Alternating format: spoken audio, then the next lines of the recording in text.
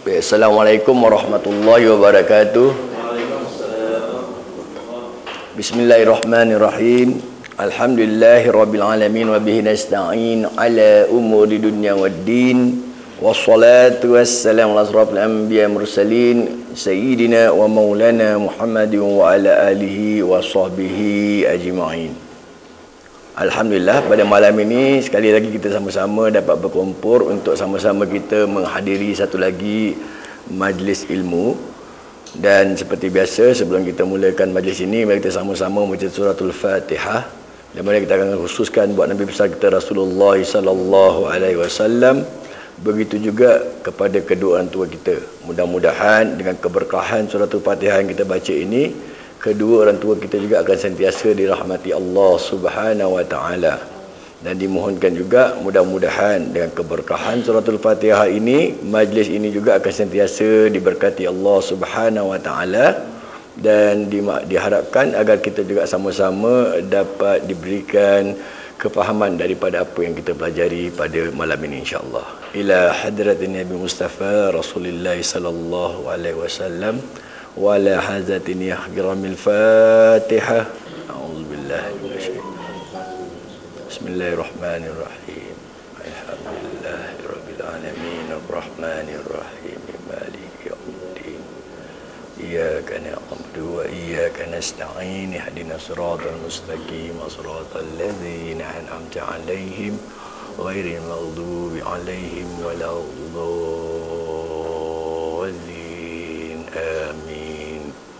اللهم افتح علينا فتوح العارفين وفقهنا في الدين وعلمنا التأويل واهدنا إلى سواء السبيل.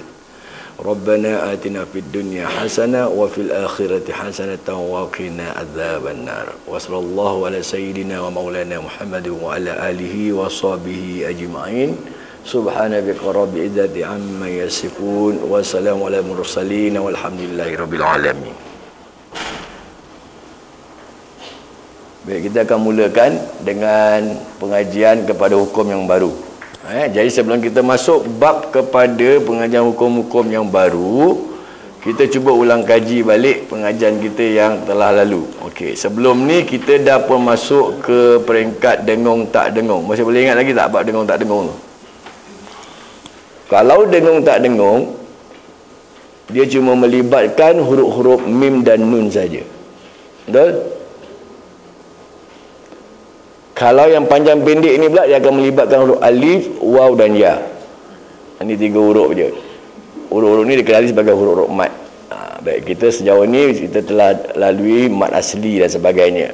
Dan kita pun dah kenal untuk membezakan antara mat asli ataupun yang dikenali sebagai mat tabi'in dengan yang harfulin tu. Dia pun ada huruf waw, ada huruf ya, tapi dia tak ikut petua. Ingat tak? Apa beza dia, tanda dia antara harfulin dan mat asli? Dua-dua ada waw, dua-dua ada ya. Baris dia tak ikut betul. Kalau jumpa waw, mesti nak berbaris depan. Kalau jumpa ya, tapi mat yang bukan mat, dia panggil harful lin ni, huruf lin ni, dia akan berbaris atas jumpa waw dan ya. Sepatutnya baris atas ni bila jumpa alif saja. Baru jadi mat asli. Tapi bila dia jumpa waw dan ya, dia berbaris pula tak ikut pada betul dia. Itu yang tak jadi tu. Itu yang dia tak boleh jadi, dia punya hukum dia kat situ, hukum mat asli ataupun dikenali sebagai mat tabi'in. Mat asli maknanya mat panjang, asli maknanya asal. Jadi asalnya panjang. Kalau mat tabi'in tu maknanya daripada tabiatnya kena baca panjang. Tapi sama hukum, nama saja berbeza. Kalau dengung tak dengung, ada masalah tak nak kenal dengung tak dengung? Mim mati dengan nun mati. Kalau mim dengan nun sabdu, okey, kita tahu dia wajib guna 100% dengung. Nampak je mim ada sabdu, nun ada sabdu, kita dengung je baca. Macam mana cara dengungan dia? Sempurnakan dengung dia 100% keluar kat hidung dia punya suara. Berapa harakat, dia tak cakap berapa harakat, tapi kita boleh anggarkan lebih kurang 2 atau 3 harakat untuk sempurnakan sesuatu dengung tu. Dia tak boleh sempurna kalau satu harakat. Terlalu cepat, nak sempurna tu telah tukar. Jadi kena lamakan sikit, dalam 2 ke 3 rakaat sempurnakan dengung dia, baru kita lupa. Itu kalau jumpa sabdu atau tasydid. Nama hukum wajib guna bermakna wajibul, wajib, guna, dengung. Wajib dengung. Ataupun ada dia cakap nama hukum dia idgham. Kan? Idgham bi guna. Idgham ni masukkan bi dengan guna dengung. Masukkan dengan dengung. Ada cakap idgham bi guna musyaddah. Idgham masukkan bi dengan guna tu dengung. Musyaddah tu kena dengung dekat tempat yang sabdu tu. Musyaddah tu dia berkaitan tasydid. Tasydid kan sabdu kan. Okey, itu senang. Mim mati sama nun mati baru dia pecah kepada dua hukum. Boleh ingat tak? Mim mati dia pecah kepada berapa hukum? 3. Nama hukum azhar, izhar. Azhar pula azan nak makan nanti kita. Dia tak boleh. Okey, izhar syafawi. Ya. Lagi ikhfa syafawi. Idgham mislaini syarir. Betul tak? Kenapa syarir? Sebab huruf mati bertemu huruf hidup. Mati bertemu hidup ni apa makna dia? Setiap huruf sukun, kalau dia jumpa huruf yang berbaris, tak kira baris atas satu ke, baris bawah satu ke, atas depan satu ke, atau dua atas, dua bawah, dua depan, tak kira. Asal mati jumpa hidup, kalau saya kata hidup makna berbaris, dia panggil syarir ataupun dia kecil. Tak? Macam contoh, mim mati jumpa mim. Ha mim mati depan hum. Mim mati jumpa mim di atas ma. Hum ma kan kena dengung. Mim mati jumpa mim. Ini dia panggil idgham mislain syari. Sebab apa? Idgham masukkan. Mislain ini daripada dua huruf mim ni dia masukkan. Syarir kecil sebab mati jumpa hidup. Dalam Quran dia tak tulis tanda mati dekat sini. Tapi dekat sini ada sabdu. Tak? Kenapa dia masukkan sabdu sini? Menunjukkan dalam mim yang ada sabdu ni ada dua huruf mim. Tadi satu ni datang dua, mana datang? Yang ini dah datang. Nombor satu mim dah datang pergi nombor dua. Kenapa dia datang? Sebab nama hukum dia idgham. Idgham ni maknanya apa? Masukkan. Jadi dia kena masukkan dalam mim ni. Jadi kan saya dah pesan dulu, setiap huruf sabdu sebenarnya ada dua huruf in here. So when you dengung on the second mim. Assume ini mim tak ada. Kenapa assume tak ada? Sebab dia dah masuk dalam ni. Dapat tak? Waalaikumsalam warahmatullahi. Boleh? Belum panas lagi dah giling-giling kepala. Kejap lagi bukan panas, berasap ni. Boleh? Okey, nama dia idgham mislain syarir. Kalau jumpa huruf mim sahaja. Kalau jumpa huruf ba sahaja, ikhfa syafawi. Kalau dia jumpa selain daripada 26 huruf, dia 28 huruf kan? Mim tolak ba tinggal 26. Yang 26 huruf tu nama hukum apa? Izhar syafawi. Kalau jumpa yang 26 tu, atas mim ada tanda mati. Boleh ingat ke tak? Nanti pak baca boleh nampak. Memang teori kita terfikir-fikir tau, macam pening-pening sikit kan. During kita baca nanti kita nampak, oh ni dia. Nanti saya kan suka baca ni, saya tanya hukum itu untuk kita recall balik. Terpecah kepada 3 hukum. Mim mati. Kalau nun mati dengan tanwin, dia datang sama hukum. Setiap hukum nun mati itulah hukum tanwin. Setiap hukum tanwin itulah hukum nun mati. Dia tak ikut pada mim, dia ikut pada nun. Si tanwin ni, kenapa dia ikut pada nun? Dalam tanwin ada nun mati. Tak? Saya pernah tunjukkan kan, dalam tanwin ada nun mati. Contoh,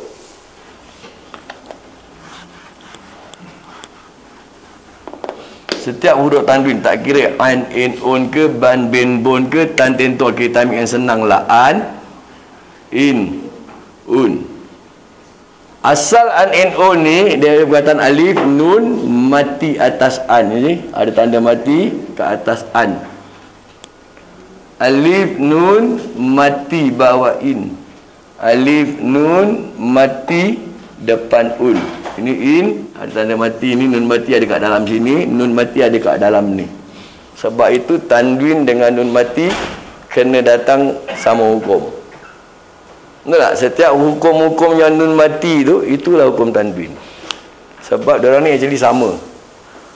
Kita tak nampak sebenarnya dalam tanwin tu ada nun mati. Nun sukun dia panggil tak? Ada cakap nun sakinah pun boleh. Nak sukun tu tanda mati. Kalau tasydid tu tanda sabdu. Kita orang Melayu cakap sabdu lah. Jadi dalam dia ada. Sebab itu dia come together into one hukum. Nampak tak ni pecahan dia? Okey, bila dia dah come together into one hukum, dia terpecah kepada berapa hukum? Tadi 3, mim mati 3. Sekarang nun mati dengan tanwin dia terpecah kepada 4 hukum. Apa nama hukum pertama dia? Izal halqi. Apa makna izhar? Jelaskan ataupun nyatakan pun boleh. Halqi tu halqum. Betul? Kenapa dia cakap halqum? Sebab dia akan jumpa 6 huruf. Yang ke-6 huruf tu berada di halqum. Apa nama huruf-huruf dia? Ni dia hamzah, ha, ain, ha, ghain, kha. Betul? Ini dia 6 huruf ni ada dekat halqum. Sebab tu dia cakap izhal halqi. Halqi tu daripada perkataan halqum lah.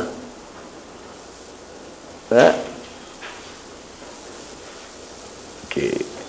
Itu kalau dia jumpa nun mati jumpa tu. Tak, mim nun kalau sabdu dia keluar sama tempat, sebab itu dia kena sama hukum. Bila dia dah tak bersabdu, dia tanda sukun, mim ni dia keluar dekat penghujung bibir. Nun dekat langit-langit mulut. Sebab itu mim mati ni dia panggil syafawi. Syafawi tadi ingat tak? Izhar syafawi, ikhfa syafawi. Dia tak boleh izhar halqi, dia izhar syafawi kalau mim mati. Sebab mim ni dekat bibir, makhraj dia. Alright. Kalau dua bibir dia panggil syafatain. Okay. Kalau nun mati dia jumpa salah satu daripada 6 huruf ni, izhar halqi, nyatakan ataupun jelaskan bacaan tu. Atas nun ada tanda mati. Kalau izhar atas nun ada tanda mati. Ni nun ada tanda mati, sebelah dia garanti salah satu daripada 6 huruf yang halqum ni. Maknanya dia hukumnya izhar. Kalau dia punya tanwin fathatain ke kasratain ke, dia parallel. Domatain dia macam 69. Boleh nampak tak parallel mana selari? Hukum nombor 2 idgham. Tak? Lepas tu dia terbagi kepada 2. Sama ada dia idgham al-ghunah atau bila ghunah. Kalau idgham al-ghunah, tanda dia atas nun tak ada tanda mati, yang parallel dah jadi tak parallel. Yang telajak ni telajak sini. Fathatain. Apa? Fathatain, kasratain, domatain dia jadi macam 99. Itu dia very different. Ini adalah tanda untuk idgham dan ikhfa hakiki. Yang nombor 2 ni, yang tak ada tanda mati. Ya, jadi kita ada idgham pecah 2, ma'al ghunah bila ghunah. Kita dah baca pun kan, macam mana nak apply kan dia bacaan, cara nak baca dia macam mana. Kalau atas nun ada tanda mim kecil ni, maknanya sebelah dia garanti huruf ba. Yang tanwin dia kan, asal dia semua double gini, tapi bila jumpa huruf ba dia akan jadikan single. Fathatan jadi fathah, kasratan jadi kasrah, domatan jadi domah. Lepas tu dia gantikan dengan mim kecil.